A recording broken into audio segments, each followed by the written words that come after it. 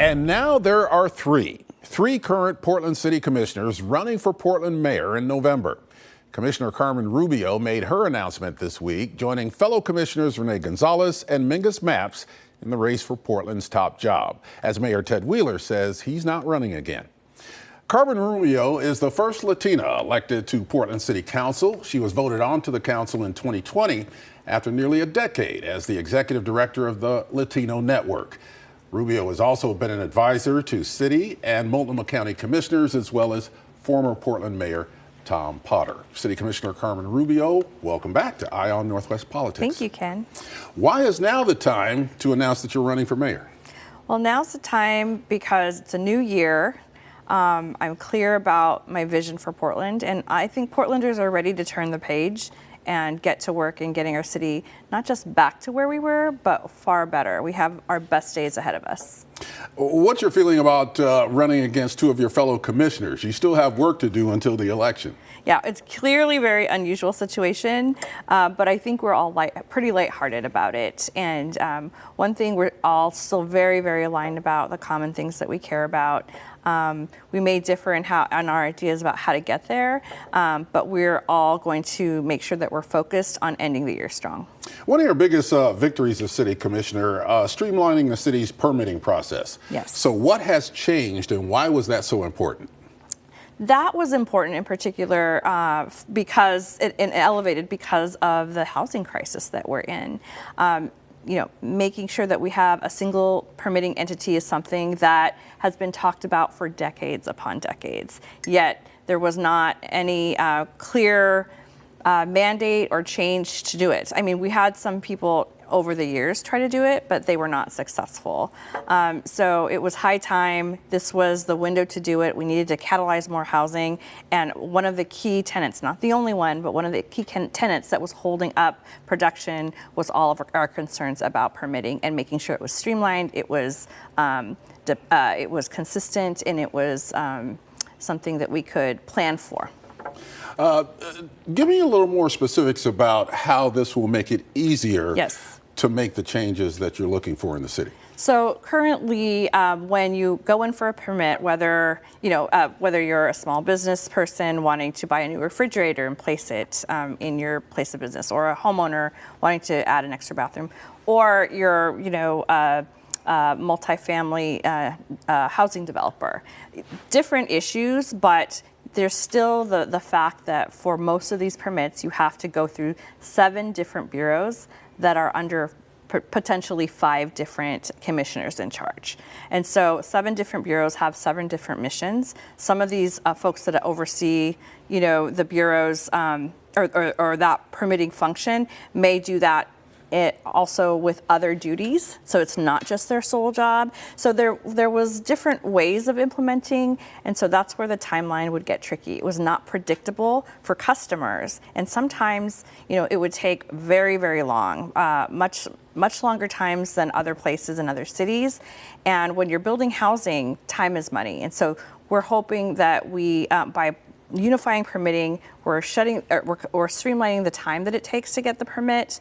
We're having clear a leadership focus, one point of contact, and that will mean a lot of easier customer service on the customer end and more timely service as well. You are also the only city commissioner to push back on the city's daytime camping ban.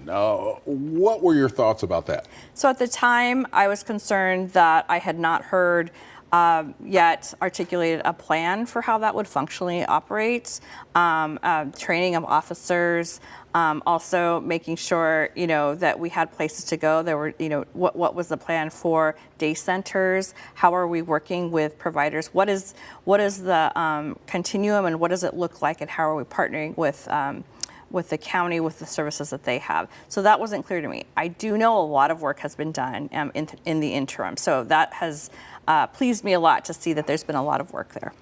Talk about that relationship between the city and the county. We've talked a lot about that on this program, and the disconnect that there were in terms of strategies and goals. Is that better now? I believe it's better. I believe that with the leadership of Jessica Vega Peterson as the chair, with the the different constellation of new leaders at every level of government right now, we have a real opportunity to align in meaningful ways, and I see that happening right on from the governor on down to the local jurisdiction. So yes, she's a real partner. We've talked at length about multiple issues, and we've enjoyed a good, productive conversation for the last 10 plus years. Did the motivation that was provided by the governor's task force and her forming that task force, did that help that situation in terms of coordination between different agencies who are dealing with our problems? I think that always helps when our governor is very invested in rolling up their sleeves and getting in there. So absolutely, I think that it provided a nice opportunity and platform for us to state publicly our alignment together at these local jurisdictions along with the state. The community, the public needs to see that, and they need to see that work in action. So it's a good sign for what's ahead. You oversee the city's clean energy program. Yes. Upwards of $500 million, might be more, to deal with climate change and environmental issues. There have been some issues related to oversight and who's getting the contracts and grants. Where are we now with that? That is long in the past for us. So those were very important indicators for us early on, where we need to show up and look at our systems. And so we really appreciated the comments from the auditor that we received about those systems and oversight. And so since that time, we have dramatically stepped up in terms of what our system looks like, our 5-year outlook, and all the checks and balances in between, and also our role with council and bringing forward information, not only to our commissioners and our electeds, but more transparency with the public as well. Why is this a priority for you? It's a priority because we are in a climate emergency, and we're seeing the impacts of that every day. If you look outside at the the unpredictable weather, extreme heat, extreme cold, and oftentimes those at the margins are the ones that are hit hardest. And so what this aims to do is make sure, what PSEF together with the city aims to do is make sure that we have resiliency programs and efforts and projects being funded as much as possible so that we can make sure that everyone in our community is safe. What other priorities would you have as mayor? Priorities for me include absolutely #1 housing and catalyzing more housing development. And we're working with the governor's office, and we're very aligned and committed to that goal. So we are working very well together on that issue.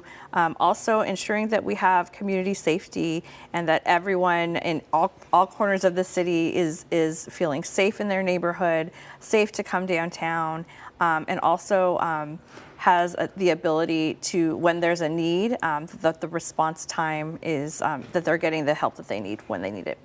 Observers say that you speak and walk softly, but you carry a big stick politically. Do you think that's an accurate description of your style? Well, I think that I would probably put it in different terms, but I'm not going to disagree that yes, when it comes to work, I roll up my sleeves and I keep my head down and I get things done.